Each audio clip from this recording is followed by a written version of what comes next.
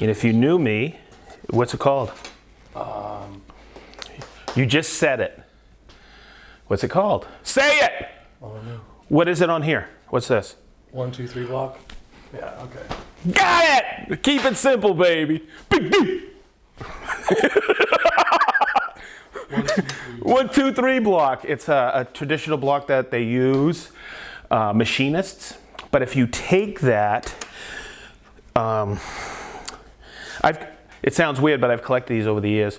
I don't know whose this is. I know there's other brands that are making them still. Oh, they'll always be used because they're a machinist setup block. Mm-hmm. But in woodwork, we use it all the time because you got 1 inch, you can bring in your fence, yep. Whatever. This is 2, and this is 3.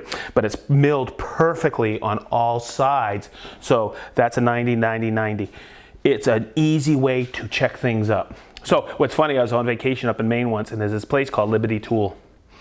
Okay, you have to go. It's awesome.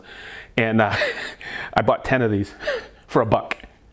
What? Yeah, people, sometimes you see stuff and you're like, God, man, what? This is like revolution. No, it's been around forever. Yeah. Okay, and if you notice inside a 1, 2, 3 block, they're tapped. See them? Mm-hmm. See, they're threaded.